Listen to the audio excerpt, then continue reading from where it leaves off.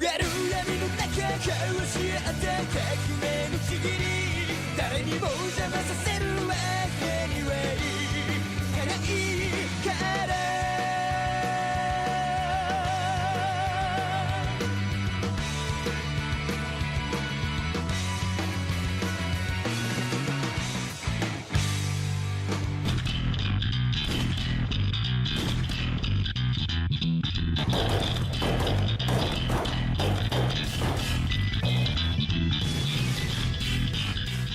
Hey boys and girls, my name is Turkey Tom, and welcome to my first review of a movie and, a book, because I know that everybody likes books. Books totally aren't for massive nerds who have no social life and spend all of their free time in their bedroom making videos on YouTube.com. Oh wait, they're not. They're just for goofy-looking 23-year-olds who make videos on the internet for a living. On YouTube.com. Mumkey Jones is a YouTube creator that I like a lot. You probably know who he is if you're on my channel, seeing how I did a collaboration video with him a little while ago about 4chan. While he started making parody anime reviews due to one video he made that received over 500,000 views, he slowly gravitated away from them while retaining a similar style of edgy humor. Which, while surface level, I still find it pretty funny, and each of his videos at least gets a good chuckle out of me, and at times I end up basically rolling around on the floor. One of the focuses of his humor is derived from poking fun at teenage depression and mass shootings, in particular the plight of Elliot Rodger, a 20-year-old incel who killed 6 people, injured 14 others, and then took his own life due to his feelings of rejection. But that's a story for another day. Or in this case, another 16 videos that Mumkey made about Elliot, which you should probably go watch if you enjoy my videos. Over the course of Mumkey's internet career, he has released 3 larger, or more official, I don't know, pieces of media that I know of, being 2 books and 1 short film. And today, I will be reviewing that movie and one of his books, because Mumkey decided to be a little bitch and tell me that I can't review his other book. It's the lesser of the 2 anyway, so it doesn't really matter. Go fuck yourself, Jeff Kinney. This video will be divided into 2 sections, one about his movie and one about his book, which will be reviewed in that order. If you want to see my review for just one of them, I have timestamps in the description for you to click on, and obviously there will be spoilers. Not that you really care. Without further ado, let's review one piece of shit and one masterpiece. More or less. Everybody hit the floor. Try to barricade the door. Mumkey Jones Stops a School Shooting is a short film that was released on August 10th, 2018, and was written, directed, and produced by Mumkey himself, starring Mumkey's channel favorites Asperger and E-Rich, as well as Dick Show favorite Asterios Kokonos. As he said in the description, the movie was created in spite of Derek Savage, who, if you will remember, was involved in a large scandal at the end of 2015 and beginning of 2016, during which he intimidated I Hate Everything and Your Movie Sucks, impersonated lawyers, among many other things to try and intimidate them into taking down their negative reviews of his film, Cool Cat Saves the Kids. Derek recently created a Kickstarter for his new film, Cool Cat Stops a School Shooting, which Mumkey actively campaigned for to get himself in the film, getting Derek thousands of dollars from his fans. As it turned out, to no one's surprise, Derek decided to expose himself to still be a massive scamming douchebag, taking people's money for a completely different project because he didn't raise enough money for his shit movie.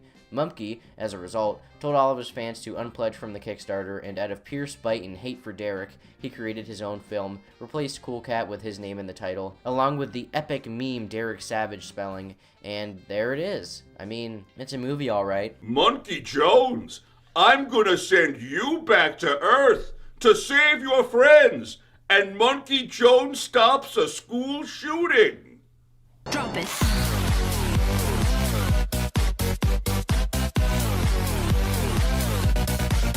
The movie opens with Mumkey waking up due to his mom informing him that it is almost time for school, and the beginning credits roll as Mumkey gets ready for his day. Downstairs, it seems that class is already in session. Good morning, class! Good morning, Mr. E-Rich! Now, class, we have something very exciting happening today. We're being joined by a new student.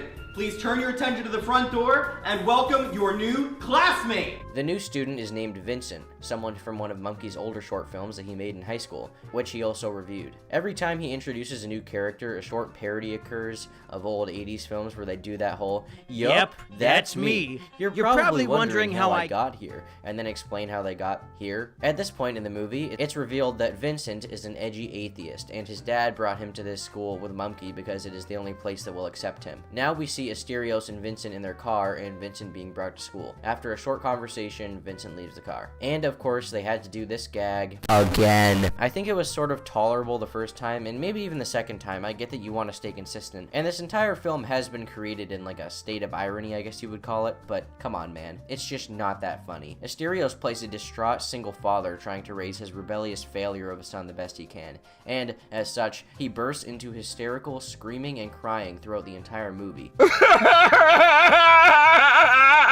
We see another flashback where Asterios sees the ad for the Christian school that he will later bring Vincent to, and then events unfold normally back to the present. Now I only get bullied by most of my classmates. Yep, that's me.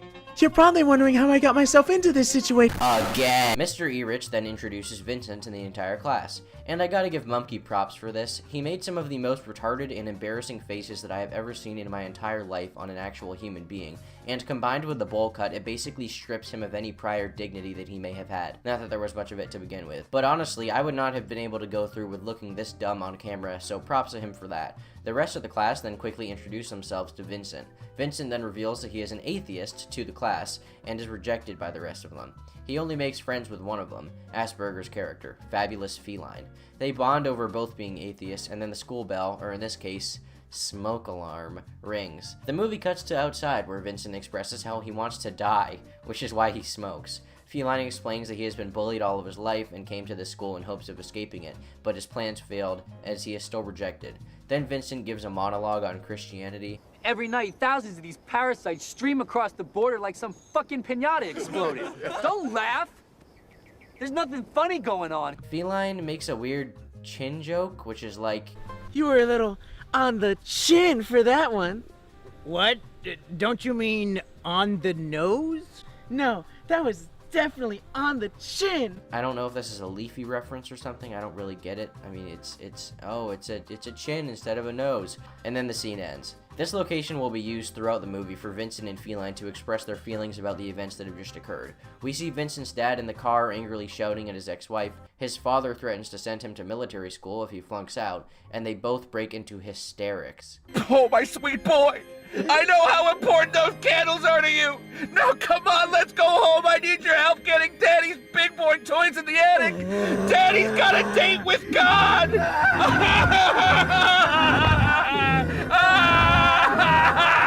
This scene genuinely had me crying laughing when I saw it. Something about seeing how absurd all of it really is just made me crack up. Asterios, a pudgy Greek man screaming and crying with Vincent with a bowl cut doing the same, just really got me. Definitely the funniest scene in the entire film.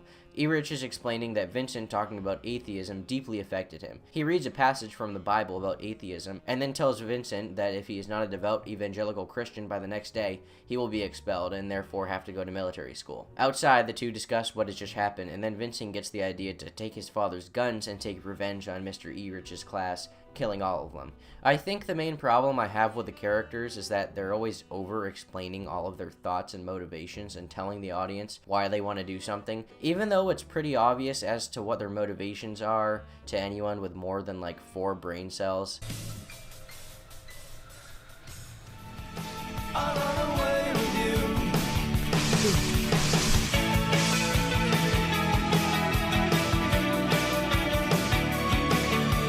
Not gonna lie, I like this relationship, I like this ship, I completely support it. You know, I'm just curious which one's top and which one's bottom. The next day in class, Vincent and Feline are nowhere to be found, so everyone assumes that they have given up on school. But suddenly, it is revealed that they are just at the back of the room with their weapons. They kill Mr. Erich and then open fire on the entire class while Vincent gives an epic 4chan Munkey makes a run for the Bible to try and find a way to get out of the situation, but dies and goes to heaven, where Asterios plays God. They talk for a bit. Asterios says something unfunny about jerking off to watching kids die. It was sort of funny, but I didn't really laugh outwardly, just on the inside. Munkey is revived by God, tries to appeal to Vincent, and then gets shot. Back in heaven, God gives him a gun and revives him again.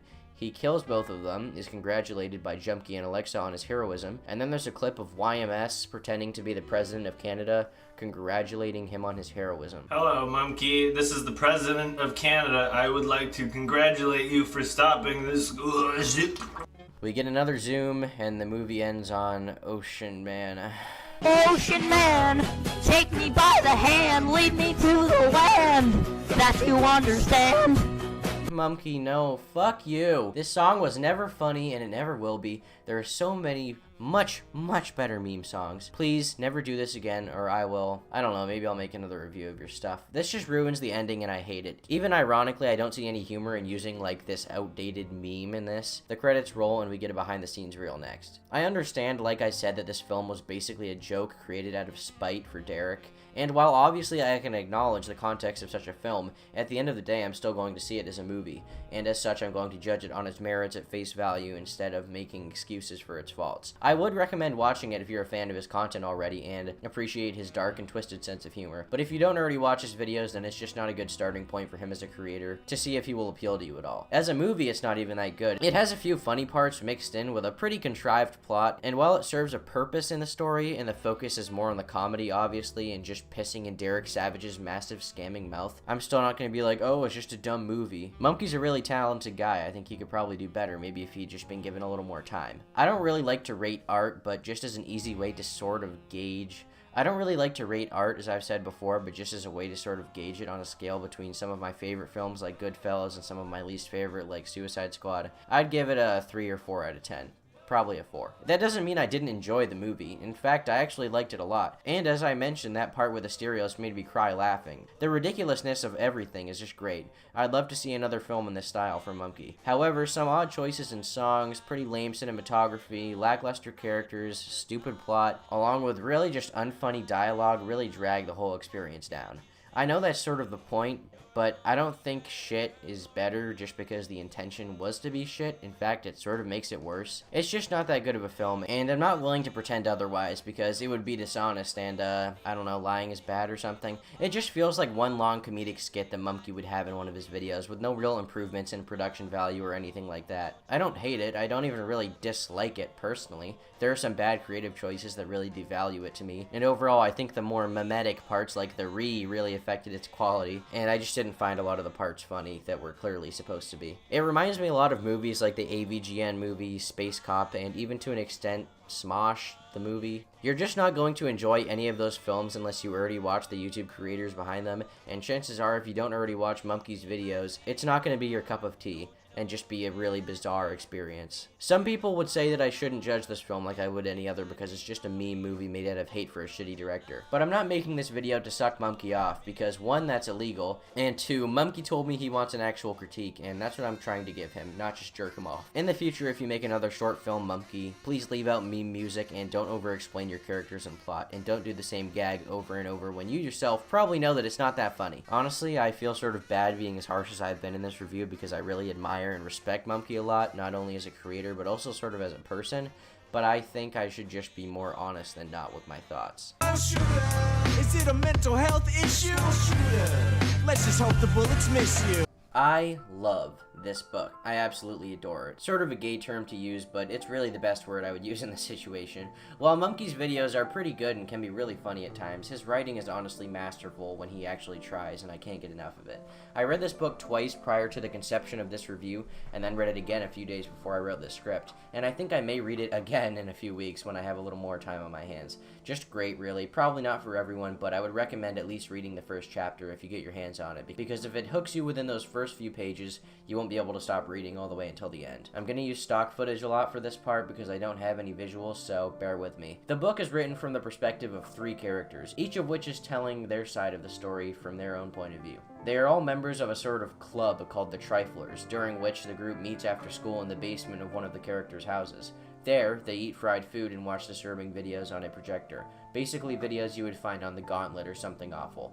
Or Live Leak, or whatever. Events transpire throughout the book regarding Mario, Don, and Mason, which lead to murders in that very basement, a school shooting, and eventually an escape by train across the country. Mario Quintanilla is a awkward, overweight Hispanic kid who details the events of his life in a long manifesto that he writes before he walks into his high school sporting various firearms and explosives. He is the embodiment of hate in this book, being mad at everyone around him and everyone who has ever affected him in his life. He hates his mother for being Hispanic and bringing him into this world with what he describes as being imperfect, brown skin, as well as sleeping with other men other than his father on numerous occasions. He hates himself for being a loathsome, walking disappointment who has accomplished nothing, and, of course, he hates his classmates for rejecting him socially and treating him like an outcast. One of the most impactful stories in the book, as far as Mario goes, is about one of Mario's only friends, a girl in a wheelchair whom he met in elementary school. He became friends with her in school and stood up for her against the rest of their classmates on numerous occasions, and as such, they became very close. Eventually, she asked him to go over to her house for dinner, which he was elated about. His mother allowed him to go, and he spent the afternoon there playing games on her GameCube and drawing. Her entire room was covered in drawings she had made, as she was an avid artist. However, as the night grew to a close, Mario began to experience sick and twisted thoughts. He asked to use the bathroom, but instead went into the girl's room. There, he tore every drawing off the walls and ripped them all into tiny pieces, before leaving and asking to be picked up early. His mom picked him up and he went home, trying to forget about what had happened. The next day at school, the girl broke down into tears about it, and understandably, no longer wanted to be friends. And the same kids that had previously bullied her for being in a wheelchair now chastised Mario for ripping up her drawings. This, among many other instances, shows the clear mental instability of Mario and contributes to his hatred of society as a whole. He sends this manifesto to various news stations and police just before he enters the school to commit his massacre. Dawn Bracken is probably the most interesting character in the entire book. A clear sociopath, incapable of emotion and just a broken human being in general, she has dark hair and a thin frame. She sees the purpose of life, at least her own, to be pushing humans to their limits to see how pain affects them, idolizing Nazi doctors like Joseph Mengele, and wanting to perform experiments of her own. One of the most memorable stories about what happened to her comes from her first job at a local fast food and ice cream restaurant, sort of a Friendly's. While employed there, she gets locked in the freezer and is forced to stay there overnight. She managed to survive the night, just barely, by conserving body heat and covering herself in various cardboard boxes that she finds. In order to get revenge on the owners for their negligence and the suffering that she endured there, she gets Mario's cousin and his friend to sneak in at night and sets the restaurant on fire, which she makes sure to organize by communicating through Mario, so if they are caught, she will not suffer from any consequences. They succeed in setting it ablaze, but in the process, an ex-convict who was working there and sleeping there apparently, whom she had become somewhat fond of, perished. She feels no remorse for this, but is instead disappointed that there had to be a death involved. Dawn is extremely manipulative, controlling other members of the Triflers like puppets on her strings, and she is the default leader due to the grip she has on everyone. Her story is written as a letter sent to her mother, the only person she loves, after she has fled the state due to the police catching on to her involvement in several murders, as well as the school shooting that Mario commits. Mason Elliott doesn't exactly fit into the Triflers, not based on the commonalities among members like being depraved, social rejects, or just easily impressionable kids in need of a sense of belonging. He is popular, athletic, good-looking, has a girlfriend, and at school most things are going rather well. However, at home things are less savory, to say the least. He and his sister live with an abusive, alcoholic, absolute degenerate gambler of a father, who regularly beats them, and they are pretty much left to fend for themselves. Mason is severely depressed due to this, something he hides at school, and he also has a crush on Dawn. Obviously, he's unaware that she has never experienced sexual attraction. His little sister is always asking her father for a phone, but their father maintains that she will only use it to send nude pictures, so he never purchases one. Mason, feeling bad for her, buys her a cell phone, and all is well for a few weeks. However, one day Mason comes home to find out that his father had walked in on her posing naked in front of a mirror, sending pictures to a high school junior. Keep in mind that she's 12 years old. Their father only becomes more abusive as a result of this. Mason, to me, is the most relatable character. He isn't a murderer, and while he is depressed, like me, ha ha ha, he isn't really depraved or a complete fuckhead. So he's sort of the straight man in the story. Mason and Mario are actually very alike, which I found pretty interesting, and though they often butt heads in the story due to Mason objecting to some of the morally questionable actions of the Triflers, they are still pretty similar. They both have severe depression and express wanting to die numerous times. They are simply on opposite ends of the social spectrum. One is popular and attractive, the other is a fat, ugly loser. Dawn is more chipper in her sections, which is a nice change of pace, but some of her sections are rather boring, like just fucking describing every little thing that goes into working at her restaurant, like, I took off my shoes, I put them up my ass. Like, honestly, I just don't care about any of that. As Dawn is recovering in the hospital from her night in the freezer, and Mason and his sister are out of the house due to their abusive father, Dawn seduces Mason and allows him to have sex with her, telling him that she too loves him, and had a crush on him the whole time, simply playing into his attraction to her. While he is about to flush his used condom down the toilet, she tells him it's supposed to be bad for plumbing, so he puts it in the trash. Later, when Mason's away, Dawn convinces Mason's little sister that he raped her and says that she's too afraid to speak out. As a result, Lily takes the condom and rubs it all over herself, and then tells the police that Mason raped and abused her. Mason is taken into custody by the police, and we don't hear from him again until the very end of the story. Mario tries to get Dawn involved in the school shooting with him, but she declines and goes through with it anyway, miserably failing. He only kills 2 people, being himself and a jock he hated who sacrificed himself when Mario tried to throw a grenade into the crowd. He is really a pathetic, inept loser in the book. Dawn is brought into the police station for questioning about the shooting, but denies all responsibility and is let off the hook on the basis that there is no real evidence for her involvement. The Triflers kidnap multiple people from the airport over the course of the book with the intention of experimenting on them, killing them, and then disposing the bodies with the help of Tao, one of their older siblings who drives a cab to the airport, and also has access to a firearm. Events in the book escalate quickly when one of their hostages escapes and kills multiple of them right at the end of the book, and Dawn flees by train with one other member, whom she actively manipulates to do her bidding, because he is also clearly attracted to her. She details the events of the Triflers in a letter to her mother, which is then given to the police. Mason Elliott is released from prison, and the book ends with him vowing to find and murder Dawn. Obviously, I left out a few details, but that's the basic summary. The story is very compelling, and deals with some intense themes like depression, why school shootings happen, and how they can be prevented. Overall, the reason why the shooting happened is because Mario felt that he just couldn't talk to anyone in his life about his issues, and his deep-seated problems festered as a result. I think a lot of teens feel that they can't talk to anyone about their problems, and adults are certainly no help for the most part. They constantly spout the same shit like, look at the bright side, or why don't you just think about everything that's going well, which is really just an excuse for guidance counselors to pretend like they care. I honestly loved this book. I have read it 3 times, the first of which was an absolutely riveting experience. I read it in one take from 1 in the afternoon until around 8 or 9 that night, and I loved every minute of it. The plot is extremely interesting and kept me turning every page, one of my favorite pieces of literature of all time.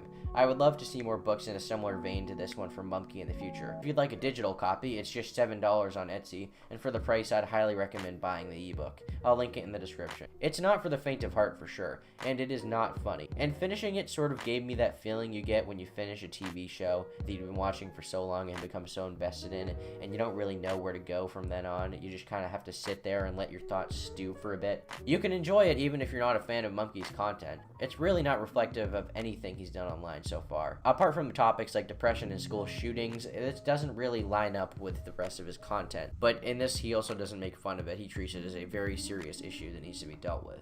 I'd give the Triflers a solid 9 out of 10.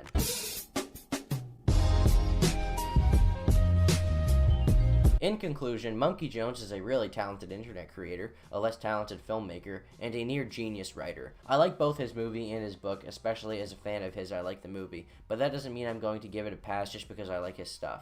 Not everything you like or love has to be held to this colossal standard and be treated as amazing. I wouldn't say Mumkey Jones Stops a School Shooting is on that level, because Mumkey probably knew going into it that it wouldn't be that good. He's not setting out to make a masterpiece or anything like that. He's not Martin Scorsese. But I still enjoy the movie, even if on a technical level, it's just not that good. I'd say it's about time you met him.